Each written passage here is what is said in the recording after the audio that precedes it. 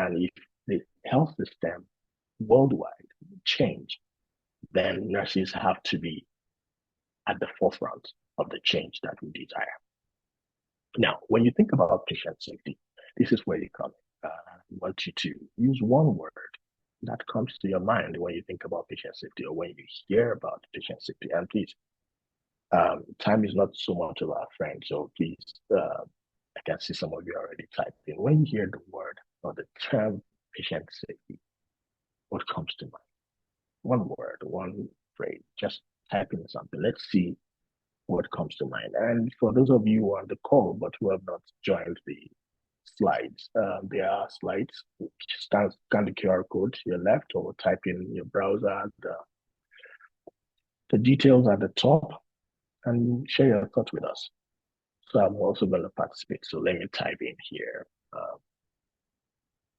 Unharmed, yeah, desired outcome. When someone says trust, okay, fantastic, fantastic. Let's keep them coming. Let's see what other thoughts may come in.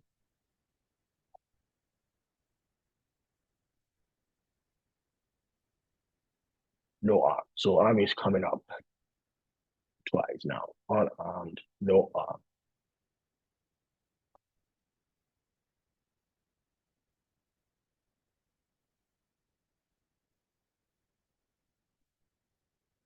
Just give another 15 seconds.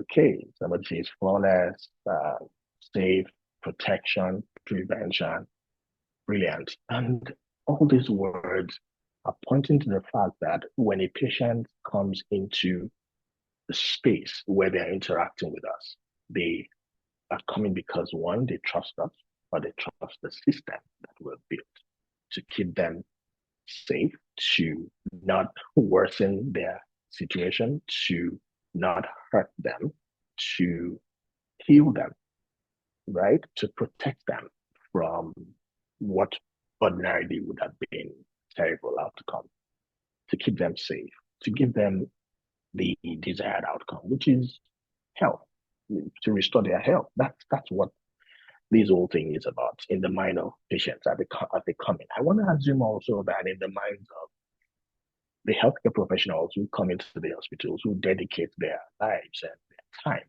to healthcare, this is exactly what they also have in mind. They don't plan to come into the hospital to hurt, to kill, to maim, to destroy anybody's life, right? So I want to say that if we're asking this question from both healthcare professionals and patients, we would get very similar responses. No harm, trust, safe, protection, prevention, desired outcome. That's the desire, right? Now, but we all agree that this is not what we experience. More often than not, it's far, far, far from what the experience typically is, right? And so very often we resort to, so who is to blame?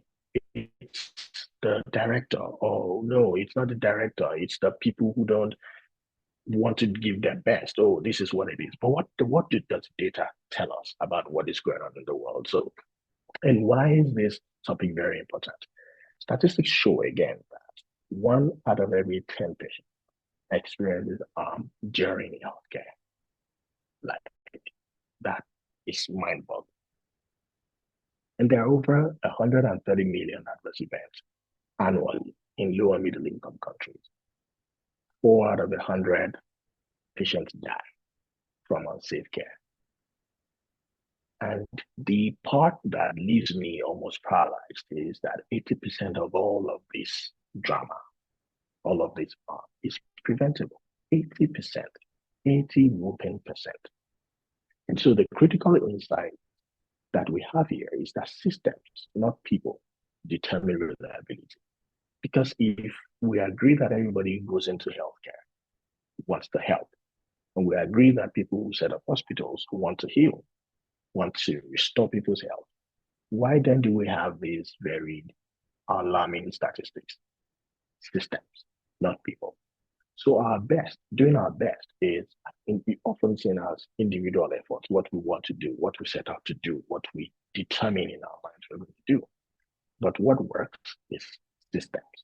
right? And that's where we're going to be going today as we look into this.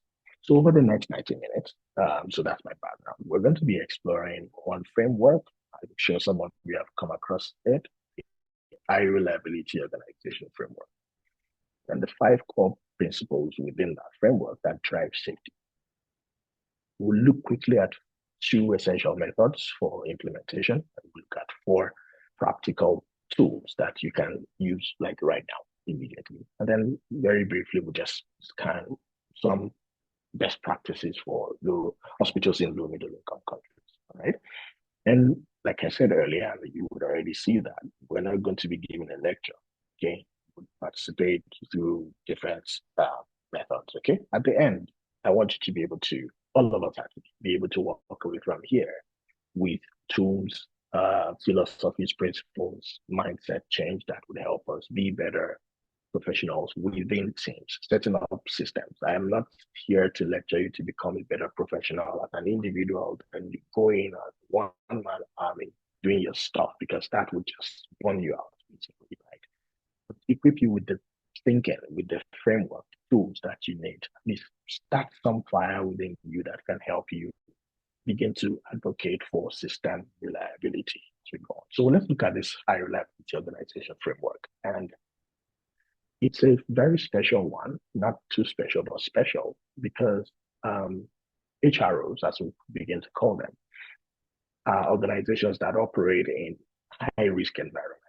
So when you think about aviation, nuclear power plants, even firefighters, and elite surgery programs, these are high reliability organizations, high risk environments, the stakes are high, but these organizations have found a sweet spot that allows them to consistently deliver safe outcomes, despite the complexity and the risk that is involved in the environment where they're working. So what makes them different, right?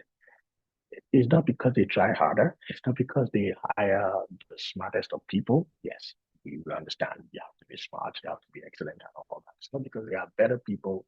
It's because they build systems that problem early, that learn from near misses, that adapt quickly to change, very nimble, and that empower the people closest to the work, to the front line. They empower them to speak up, to take action. So the goal of an HRO in healthcare is simple but very powerful, and that is to deliver consistently high quality care and to minimize harm, even when the conditions are not only challenging, but they are complex, they are dynamic, and the stakes are very high.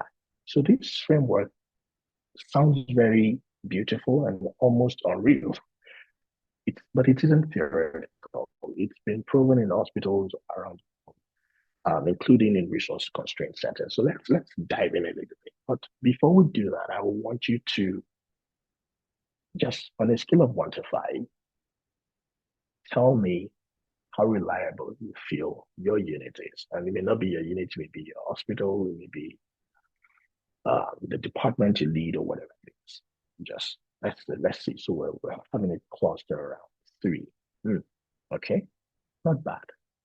Let's have one or two other persons, excuse me, put in their thoughts. How reliable do you think you feel? So how consistent are the results that your unit produces or your department? How safe are, how predictable?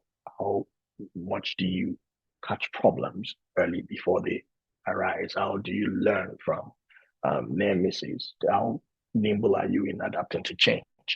Um, does your unit empower the people closest to the problem or to the front line um, to speak up and to take action?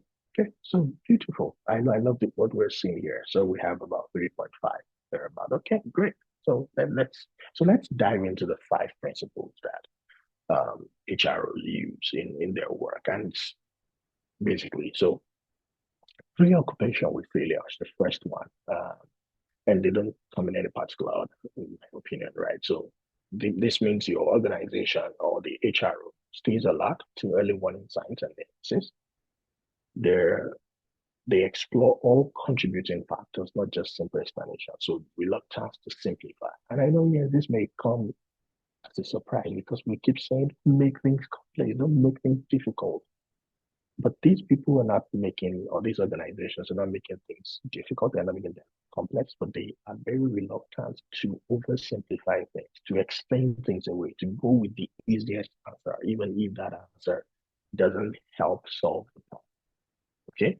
They're very sensitive to operations. So they maintain a real-time awareness of frontline conditions. So they're not reviewing data from the front line that happened 6 months ago and using that to make decisions now because that's a lab, right? And so they're very sensitive to operations. Number four, difference to expertise. Basically, through our training and the way we set up organizations, we build hierarchies. And I know we throw around the term flat organization and stuff like that, but in reality, very often we have the hierarchies, whether on the organizational chart, diagram, or invisible hierarchy, but they're there, authority. They should be there because certain people should be held accountable and answerable for the results that the organization or the team gets. In HROs, when work needs to be done, they empower those closest to the work to make the decisions. Those who know the most, not necessarily the most senior or the most intelligent, but when it's about work, they empower those closest to the work to make the decisions. And last but not the commitment to resilience.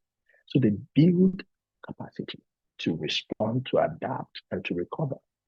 Right? They invest in that. So these five principles work together to create a culture of safety. And we're going to be looking at how they make that happen. So we're going to go to the first principle, which is preoccupation with failure.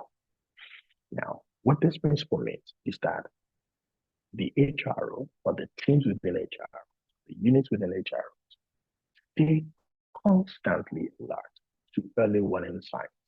When weak signals come up, they pick them.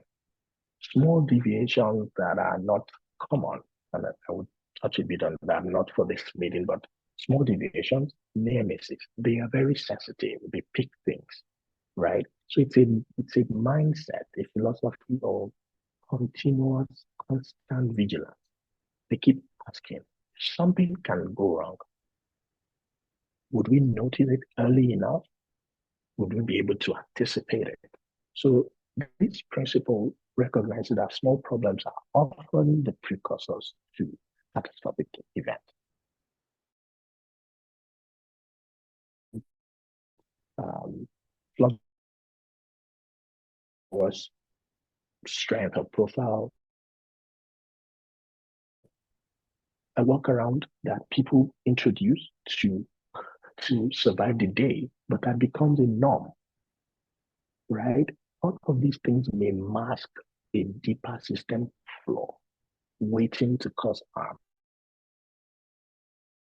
We all remember the Swiss cheese model that was taken on this series before. So HROs don't wait for disasters to learn.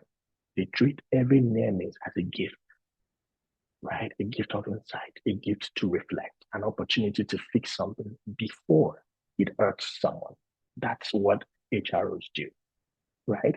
In action, what you see when there's a preoccupation with failure is things like daily safety hurdles. We know that we've taken that on Squad before. Near miss reporting, right? Staff are very free to